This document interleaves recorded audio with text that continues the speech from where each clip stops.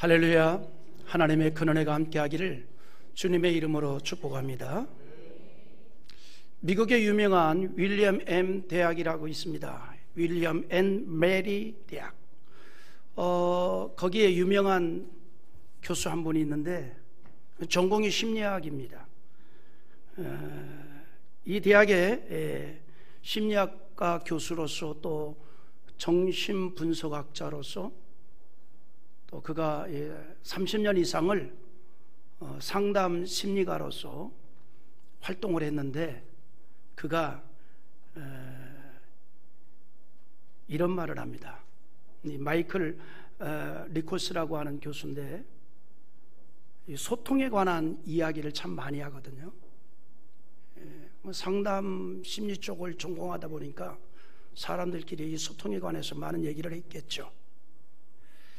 근데 그가 소통에 대해서 강조를 하면서 이런 말을 해요. 소통을 위해서 가장 필요한 것은 무엇을 조리 있게 말하는 능력이 아니라 상대가 하는 말을 잘 들어주는 것이다. 그걸 굉장히 강조합니다. 그래서 듣는 것이야말로 우리가 연습하고 길러야 할 인간관계의 기술이다. 이런 말을 해요. 인간관계 기술을 우리가 이렇게 배우려고 한다면 다른 거 없고 잘 들어주는 훈련을 해야 된다. 이게 소통의 시작이라는 거죠.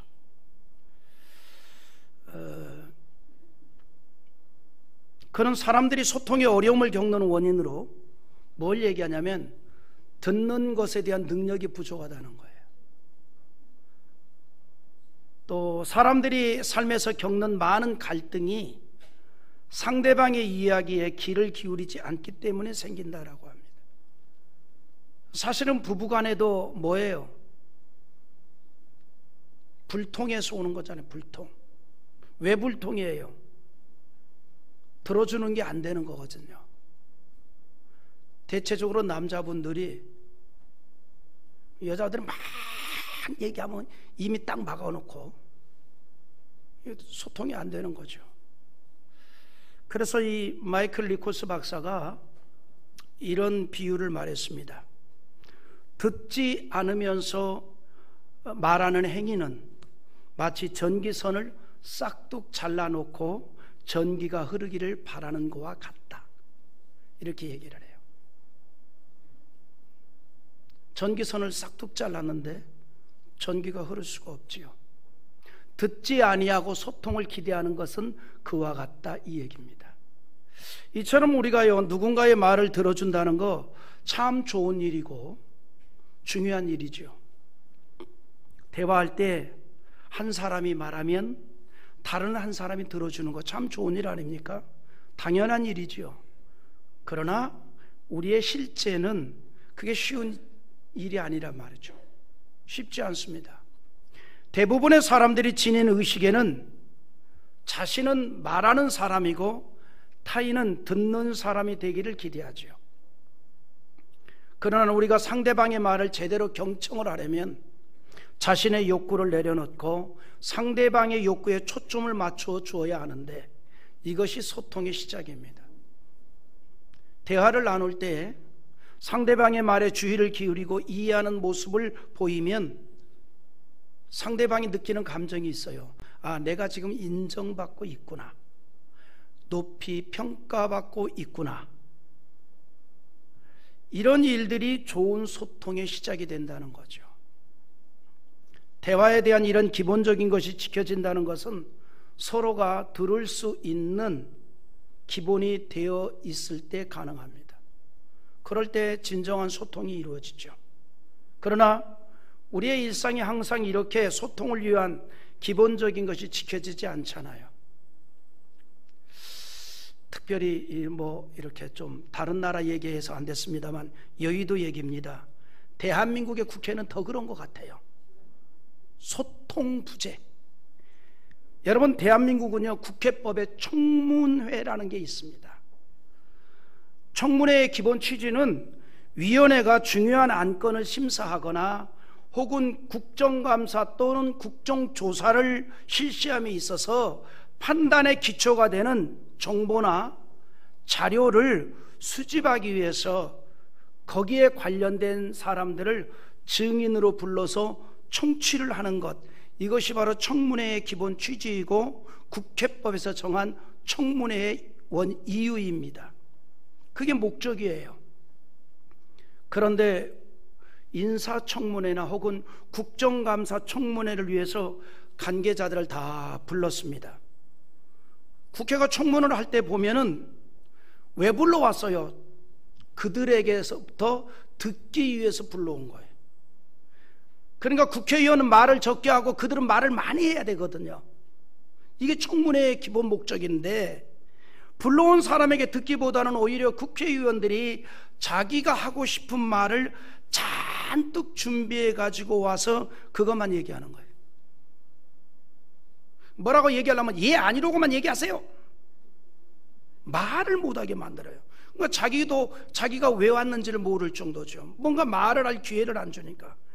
그것도 때로는 말도 안 되는 억지 논리를 펼치면서 소리를 지르고 윽박을 하고, 심지어는 최근에 어떤 위원회는 청문 대상자에게 밖에 나가서 10분 동안 반성하고 들어오라고 내보내는 그런 저질스러운 행동을 하면서 자신이 마치 대단한 영웅이라고도 된 것 같은 기세가 등등할 때도 있습니다. 청문회는 국회의원이 많은 말을 하기보다는 청문 대상자의 말을 듣는 시간이 많아야 하는데, 오히려 청문회를 하는 국회의원이 대본을 가지고 와서, 그 대본, 물론 청문회에서의 대본은 비서관들이 써준 거죠. 그대로 읽기만 하는 위원들도 있습니다. 심지어 내용에 대한 이해나 단어에 대한 파악도 못한 채 이름을 뺀 이 모 씨를 갖다가 이모라고 박박 우기면서 개그스러운 청문을 했던 국회의원도 있어요. 이 모인데, 이 모가 아니라 이모, 문맥 파악이 안 돼버린 겁니다. 국회의원 청문을 위한 대본을 보면 언제 톤을 높이고 언제 삿대질을 해야 하는 것까지도 보좌관들이 문장을 만들면서 표기를 해줍니다. 그때 소리 높이고 삿대질하고 그러죠.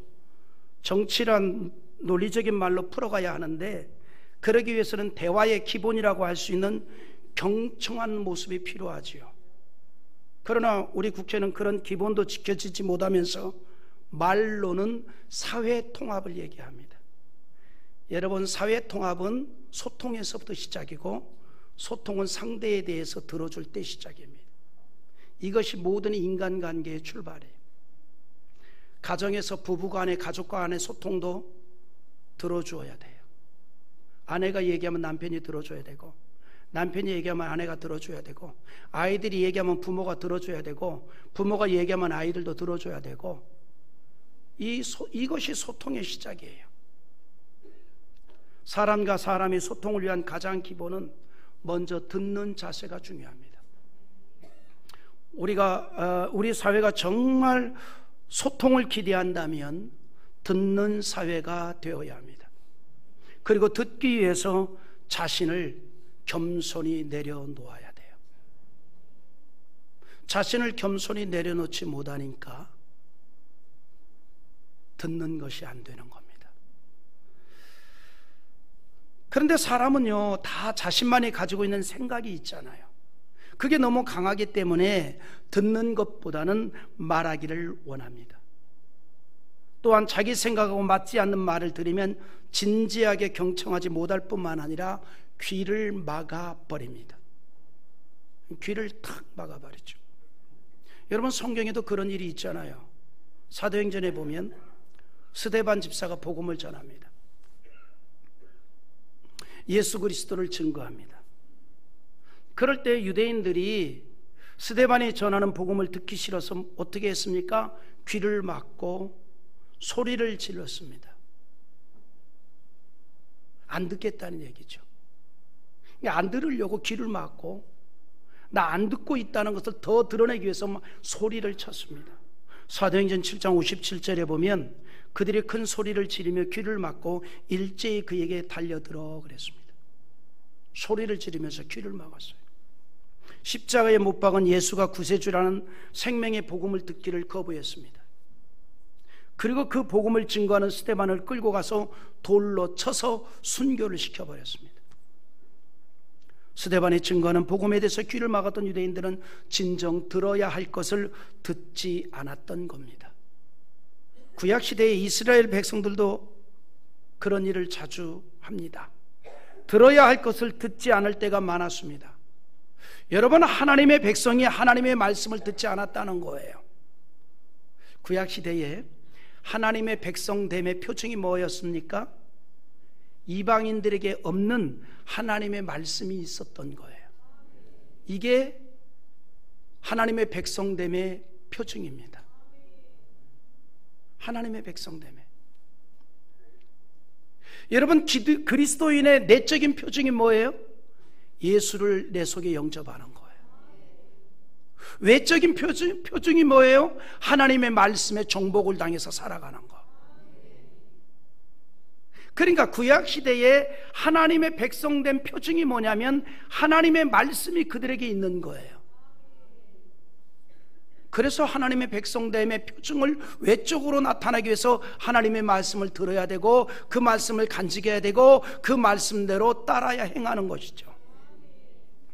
그런데 하나님의 백성이 하나님의 말씀을 듣지 않는 거예요.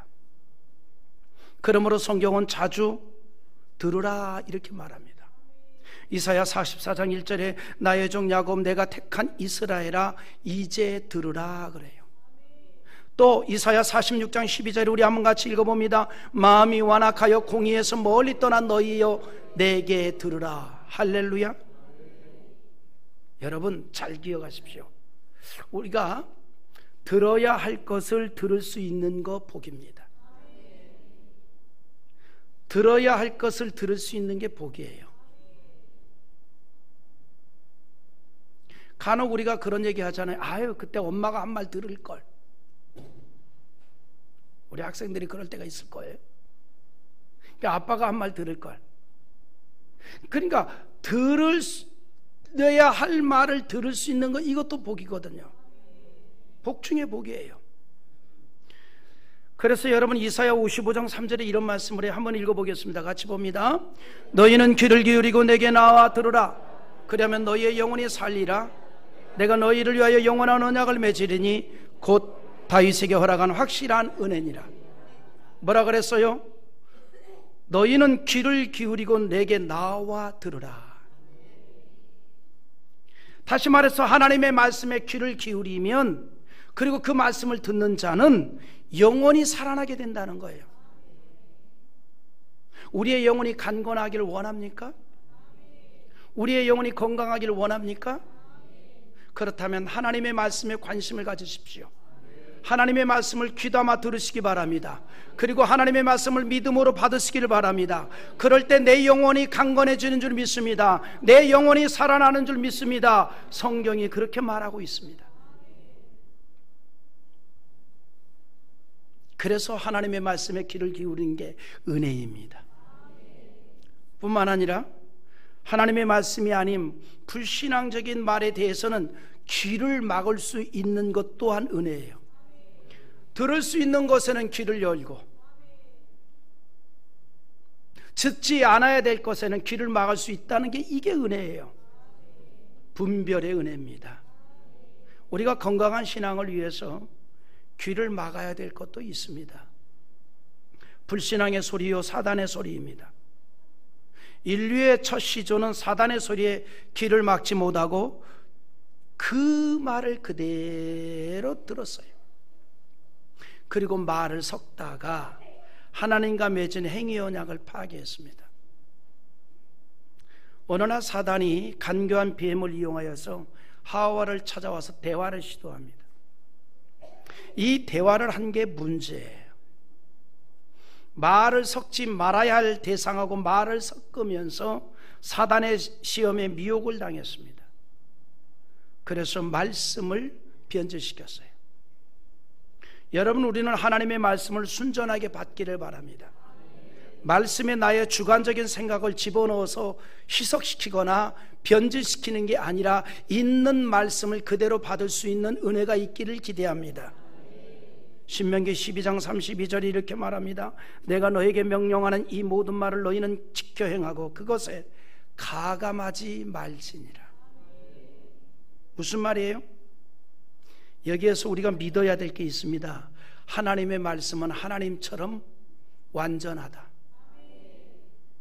이 완전하다는 말은 조금의 오류도 없다는 얘기예요. 우리 하나님은 조금의 오류도 없다 이 말입니다. 그 하나님의 말씀이기 때문에 절대로 덜하지도 말고 더하지도 말고 있는 그대로 믿음으로 받아라 이 말이에요. 가감하지 말라 이 말입니다. 그러나 사탄은 하나님의 말씀을 교묘하게 변형을 시킵니다. 여러분, 이단이 바로 그렇게 하는 거예요. 하나님의 말씀을 전하는 것 같지만 하나님의 말씀을 교묘하게 변형을 시킵니다. 1절에 보면 하와에게 다가와서 이렇게 말을 툭 던져요. 한번 읽어봅시다. 그런데 뱀은 여호와 하나님이 지으신 들 짐승 중에 가장 간교하니라. 뱀이 여자에게 물어 이르되 하나님이 참으로 너에게 동산 모든 나무의 열매를 먹지 말라 하시더냐.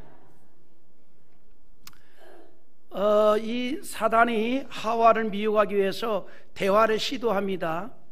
대화를 시도하면서 툭 던졌어요. 말을 섞지 말아야 될 대상이 툭 던진 말에 대해서는 대답도 하지 말고 대화도 말아야 되는데 툭 던진 말에 걸려든 겁니다.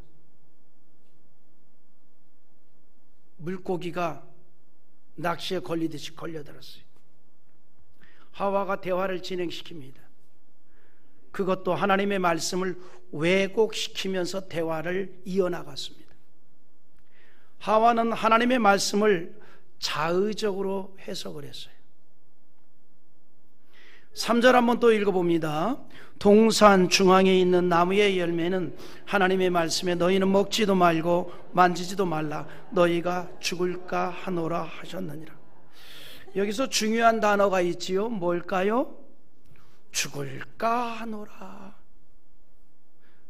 여러분, 죽을까 하노라, 하나님 그렇게 말씀하지 않았어요. 하나님은 단호하게 말씀했잖아요. 뭐라고 얘기했습니까? 우리 2장 17절 한번 읽어봅니다. 선악을 알게 하는 나무의 열매는 먹지 말라 너가 먹는 날에는 반드시 죽으리라 하시니라. 하나님께서 단호하게 말씀했단 말이죠. 먹지 말라, 먹으면 반드시 죽으리라. 그런데 하와가 이 말씀을 변형을 시킵니다. 왜 변형을 시켰어요? 자기 생각이 많으니까. 하나님은 반드시 죽는다고 했는데 에이 설마 그냥 조금 한 이틀 앓다 일어나겠지. 아니야, 전혀 안 그럴지도 몰라. 그냥 아무 일 안 일어날지도 몰라. 그러니까 사단에게 이렇게 말합니다. 자기 생각을 딱 집어넣어가지고 죽을까 하노라. 이 말은 무슨 말이에요?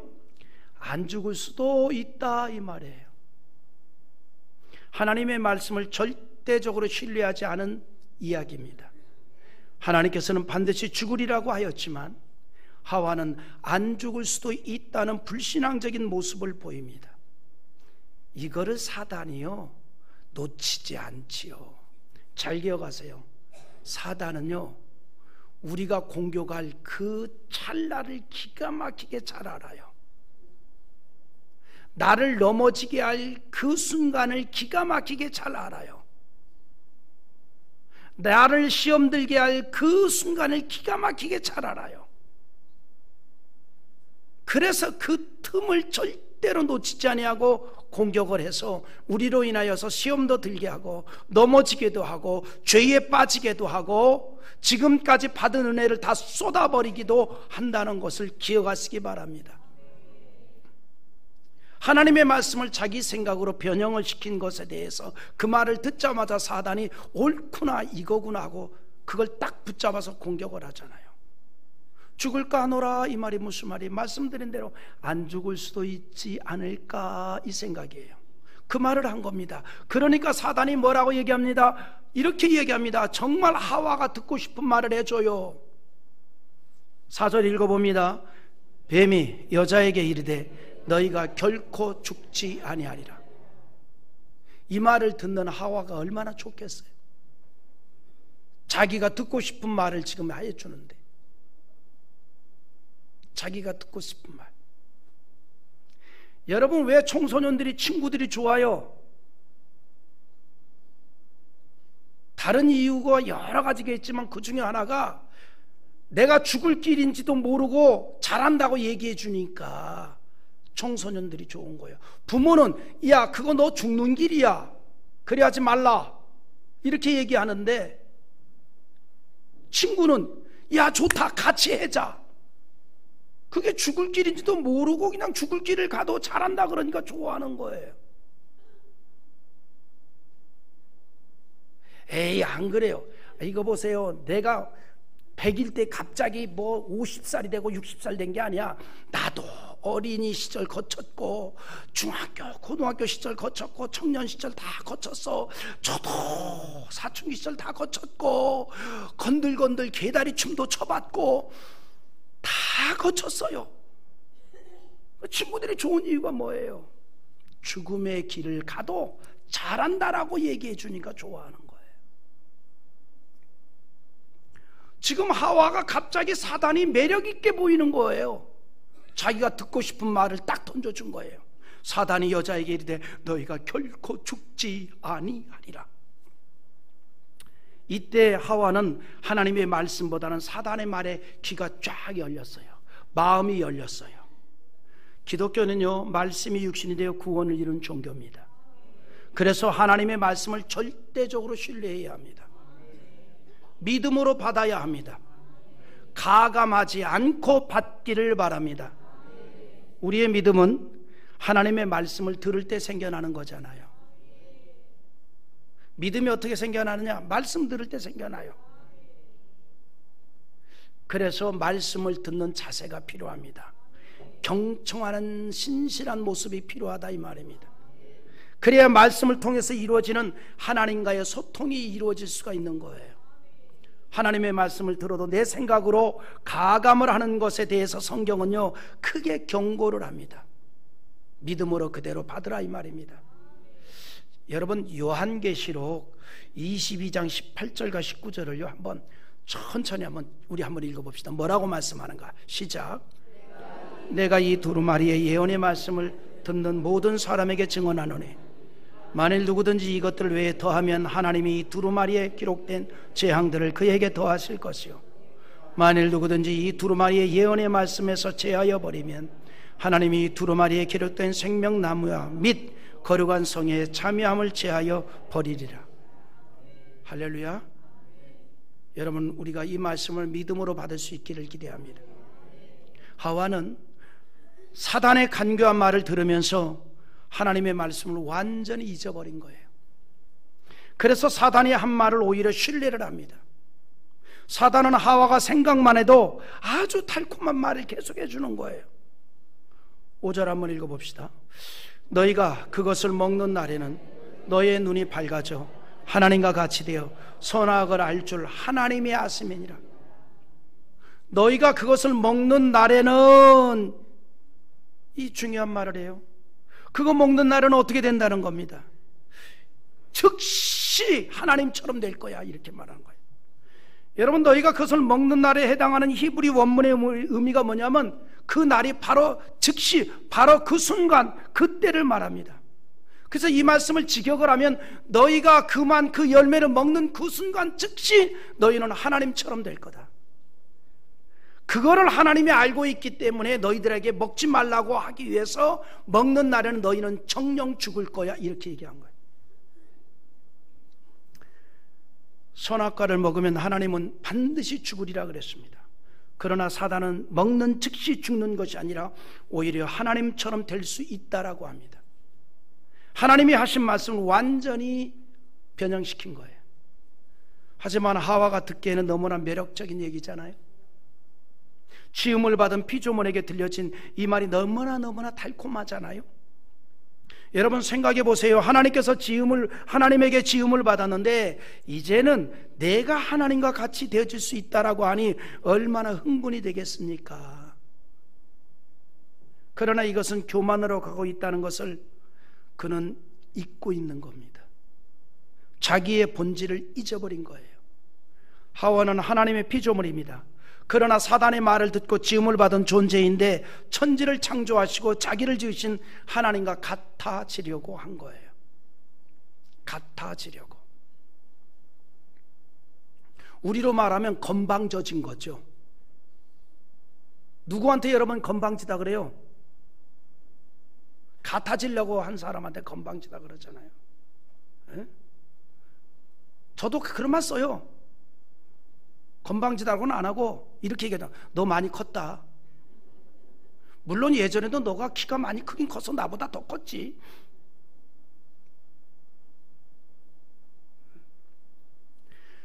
여러분, 사단은 이런 교만한 마음이 되도록 말을 통해서 교만의 씨를 하와의 마음에 심어버린 거예요. 그래서 그런 마음을 가지고 선악과를 바라보니 정말 하나님처럼 될 것만 같은 생각이 드는 거예요.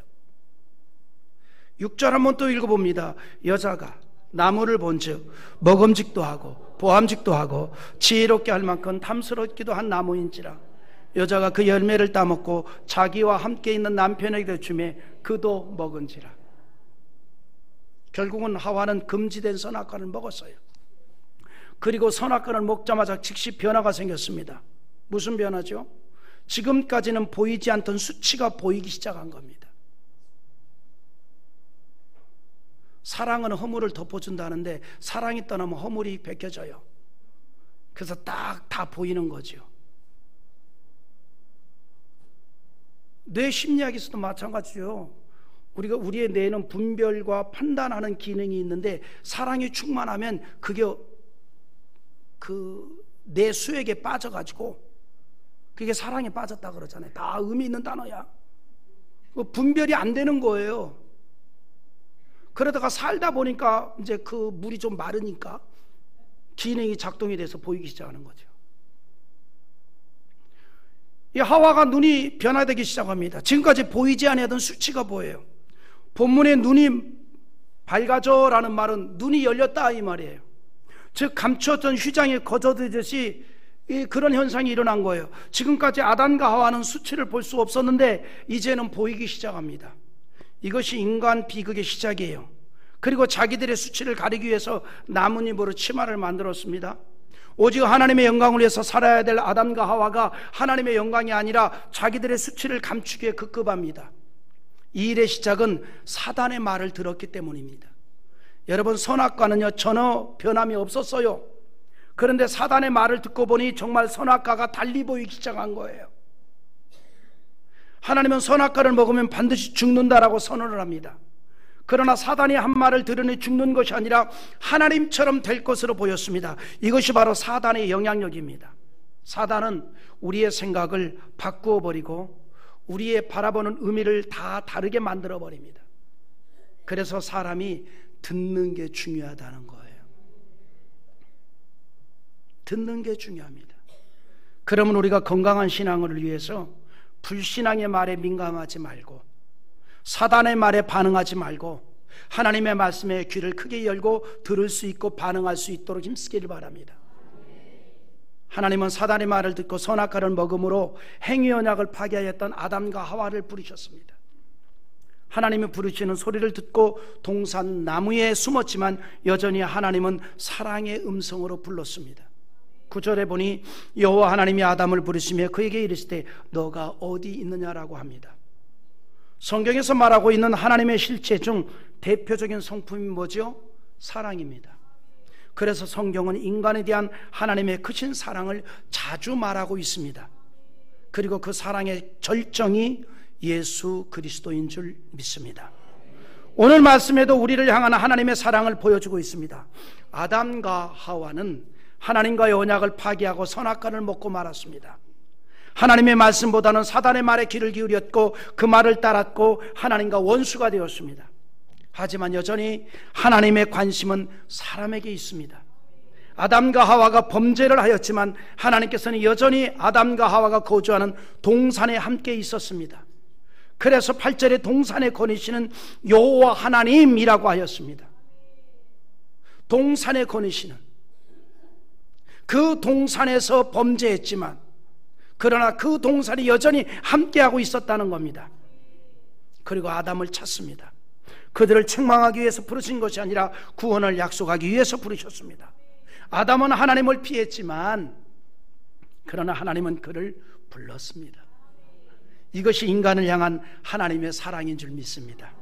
범죄한 아담을 부르셨던 하나님께서 우리를 자녀로 불러주셨고, 그리고 여전히 우리에게 관심과 사랑을 갖고 계십니다. 우리가 하나님 앞에 나올 수 있는 것은 하나님께서 불러주셨기 때문입니다. 내가 나온 것이 아니라 하나님께서 나오게 하셨습니다. 하나님께서 우리를 불러주셨기에 오늘도 우리는 이렇게 나와 함께 예배 드리는 줄 믿습니다. 여기에 하나님의 부르심이 있다는 사실을 여러분 믿으시기 바랍니다. 하나님의 부르심이 있었기에 우리가 함께 주의를 지키고 우리가 함께 예배를 드리고 있는 것입니다.